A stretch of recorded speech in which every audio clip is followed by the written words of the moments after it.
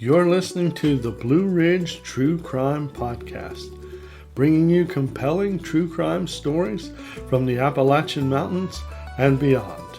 I'm your host, Alfred Dockery. Grab your hat and a lantern, and let's get on the trail. Silent Witnesses, pocket watches that held historic secrets. A secret message, a submerged artifact, the Great Kipton train wreck, and the phantom of the turnpike. My fascination with pocket watches goes back to my grandpa Henry, who lived near Barnard, North Carolina in Madison County.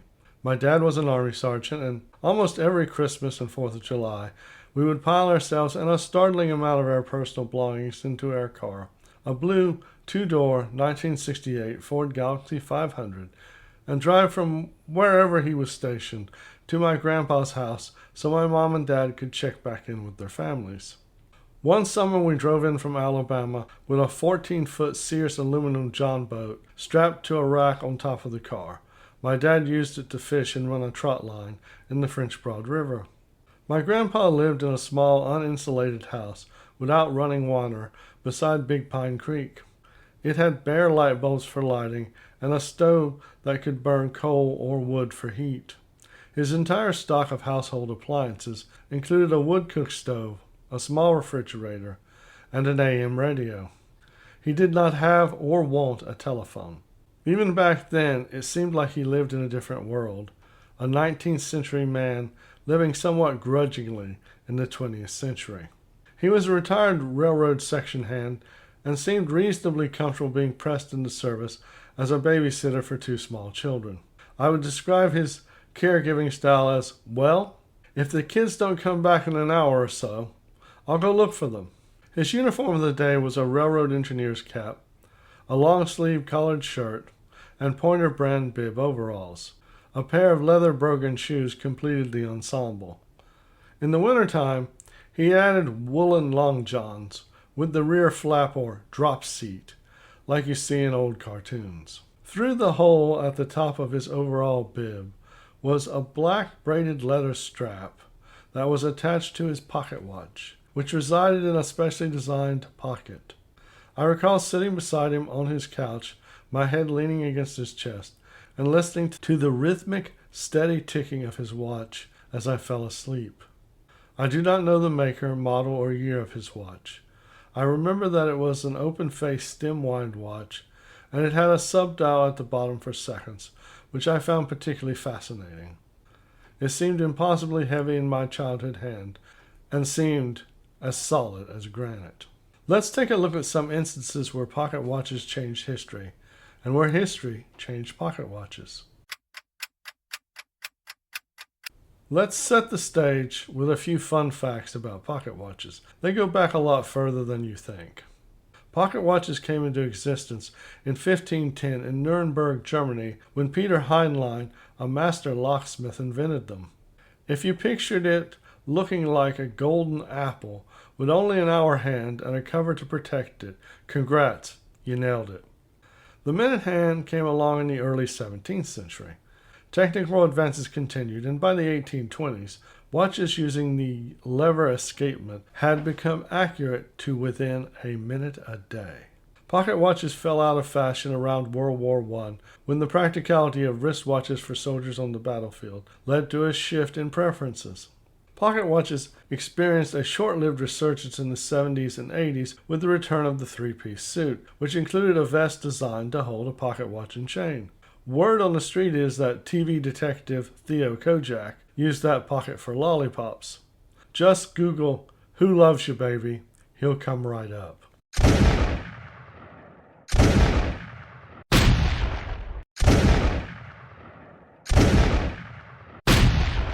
The hidden message in Lincoln's watch. On February 12, 2009, Abraham Lincoln's 200th birthday, Harry Rubenstein, chief curator of the Smithsonian's exhibit Abraham Lincoln, An Extraordinary Life, got a call from Douglas Stiles, a 59-year-old attorney from Illinois. Stiles claimed that his great-great-grandfather, an Irish immigrant and watchmaker named Jonathan Dixon, had etched a secret message inside President Lincoln's watch just as the Civil War broke out. Further, he wanted to know if Rubinstein would be interested in bringing in an expert craftsman to disassemble the 150-year-old English gold watch, which had been in the museum's possession for more than 50 years. Other than family lore, Styles' only evidence was a 1906 New York Times article in which Dillon was interviewed while on jury duty. In the article, Dillon tells a reporter that he was working on Lincoln's watch at a jeweler's on Pennsylvania Avenue on April 13, 1861, when his boss, M.W. Galt, came into the workshop and announced that the rebels had attacked Fort Sumner in South Carolina. Quote, "I was in the act of screwing on the dial when Mr. Galt announced the news. I unscrewed the dial and with a sharp instrument wrote on the metal beneath, 'The first gun is fired. Slavery is dead. Thank God we have a president who will at least try.' I then signed my name and the date." Unquote. Rubinstein was intrigued and decided to have the watch opened and examined. I guess he hadn't seen the Geraldo Rivera Al Capone Empty Vault 2-hour special on television in 1986. A month later, jeweler George Thomas, surrounded by photographers and Styles and his wife Betsy and his brother Don, took the watch apart and delicately lifted the watch face away to reveal the following message. Quote, "Jonathan Dillon, April 13, 1861. Fort Sumter, sick, was attacked by rebels on the above date, J. Dillon. April 13, 1861, Washington. Thank God we have a government, Jonathan Dillon." Unquote. Not exactly the same message Dillon told the Times reporter, but human memory is seldom a precision instrument. At some point, 2 additional persons added the following inside Lincoln's watch. Quote, "L.E. Groff's, September 1864, Wash, D.C." And written on a brass lever, "Jeff Davis." Unquote. You know how it is. Once a graffiti artist puts their tag on a highway overpass, all the hot shots want in on the action. Let's just be glad that the watch wasn't serviced any more often than it was.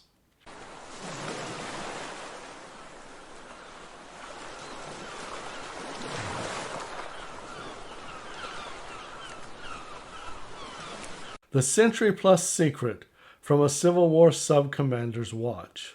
According to an article in the June 3, 2022 Post and Courier, Charleston, South Carolina, when scientists opened Hundley Commander Lieutenant George Dixon's 18-karat gold pocket watch, they found the hands stopped at 8:23 p.m. This appears to support the theory that the submarine sank during its attack on a Union warship.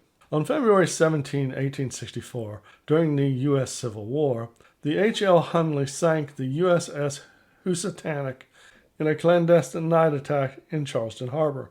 This was considered the first successful submarine attack on an enemy warship. In this situation, successful is a relative term.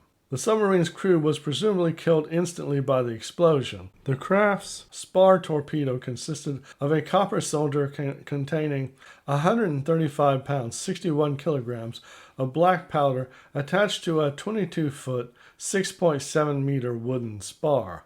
This outcome is still debated by some, but it seems hard to imagine that an explosion of that size in that proximity to the sub would not be fatal to all on board. Experts had theorized that the Hundley went down between 8:45 and 9 p.m. Captain Green, the commander of a nearby Union ship, documented that the Housatonic was sunk at 8:45 p.m. by a rebel torpedo craft. This was before railroad travel brought about universal time standards. The Union Standard Time was about 20 minutes ahead of Charleston's local time, so the two times coincided. The United States would standardize time zones in 1883.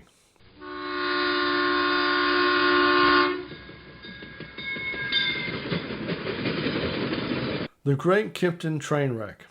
In an era before automated switching, when trains travel in opposite directions on the same track, departure and arrival times were critical. The light at the end of the tunnel being an oncoming train, and it's even more dangerous and terrifying if you're riding on a train when you see it. The Great Kipton Train Wreck on April 19, 1891, changed railroad timekeeping, led to standards for railroad-grade watches, and created a timepiece inspection system. A fast mail train headed eastbound collided with a passenger train, the Toledo Express, headed westbound at the Kipton, Ohio train station, about 40 miles west of Cleveland. The engineers for both trains and 6 postal workers on the mail train died. Both locomotives were demolished, wooden mail cars were smashed into kindling, and a fireman, multiple passengers, and people at the station were injured. Investigators concluded the crew of the Toledo Express was at fault. Their train was late and should not have left for Kipton with the express mail train coming on the same track. They failed to make it onto a siding in time to let the mail train pass safely. Quote, "But the engineer's watch stopped 4 minutes and then began running again, a little matter of life and death of which he was unconscious," close quote, said Webb Seaball, the man tasked by the Lakeshore and Michigan Southern Railroad to investigate time and watch conditions on the line, in a copyrighted 1910 article that ran in newspapers nationwide. His efforts resulted in the establishment of watch performance and inspection standards in 1893. According to an Ohio historical marker at the Kipton train wreck site, the phrase, "get on the ball," is a reference to his work. Here are some railroad-grade watch standards. A maximum variation of 30 seconds per week, about 4 seconds a day, which was impressive accuracy for the time. Only open-face dials with the stem at 12 o'clock, bold Arabic numerals, a second dial, and thick hands. The watch had to be lever set to avoid inadvertently changing the time when winding it. A standard watch inspector would check a railroad worker's watch twice a month. Before starting a trip, crews had to check their watches with standard clocks at stations or roundhouses. The conductors and engineers compared watches, as did the engineer and firemen.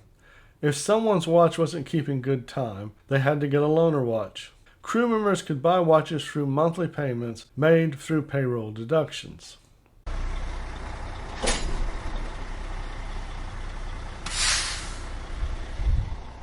How a watch brought down the phantom of the turnpike. In the summer of 1953, a new kind of terror stalked America's first superhighway.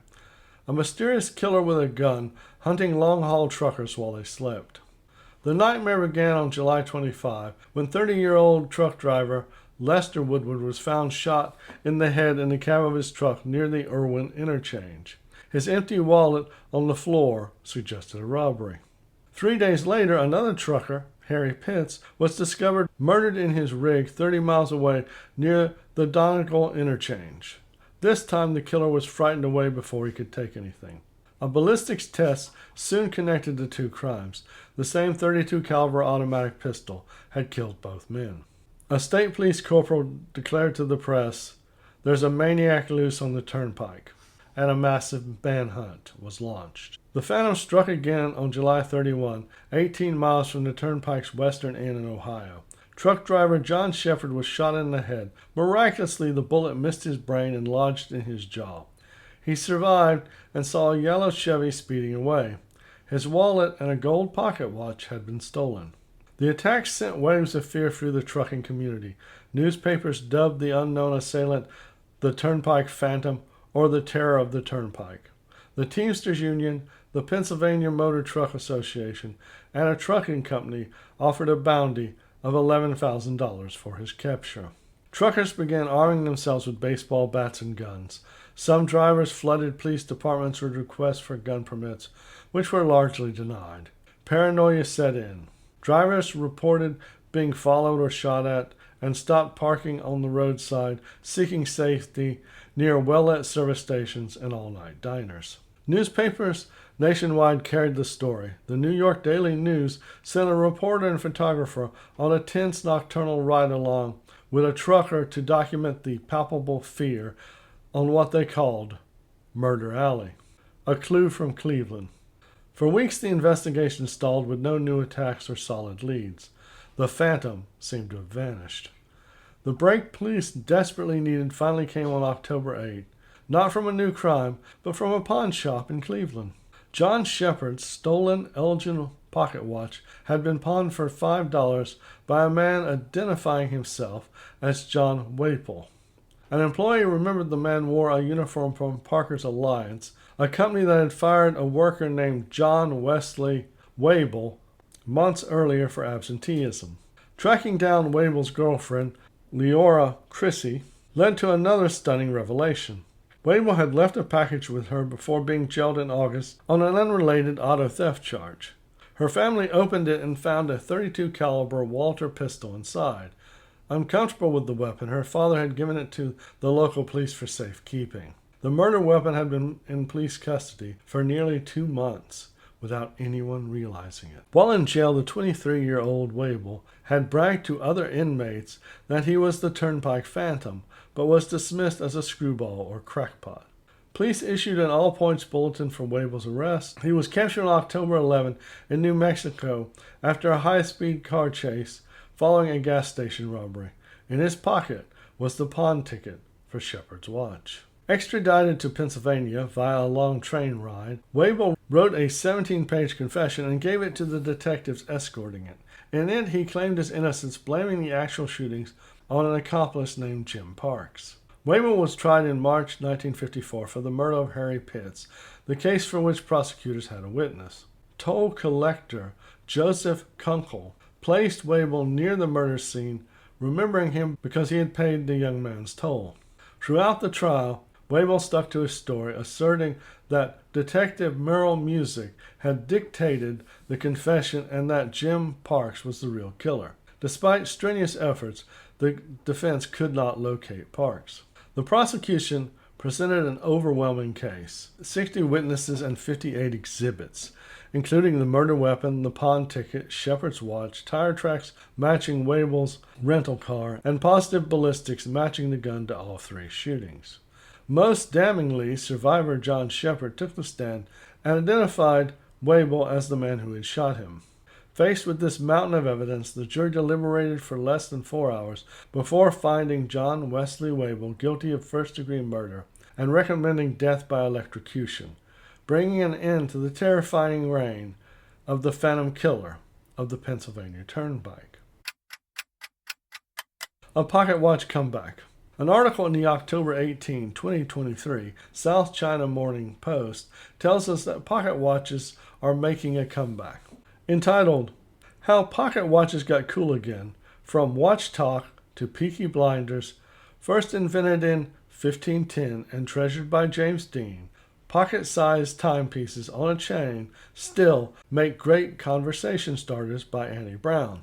One wonders if her editor was getting paid by the word. Brown cites a June-December exhibition in New York called Pocket Genius that spotlighted over 50 pocket watches, some of which dated back to the 1690s, and also pointed out that in June of that year, a pocket watch handmade by British watchmaker Robert W. Smith sold at auction for $4.9 million. You could almost buy a house in Greenville for that these days. But perhaps the biggest sign that pocket watches were having a moment in 2023 was that on TikTok, the hashtag pocketwatch had more than 42 million views. Hashtags don't lie.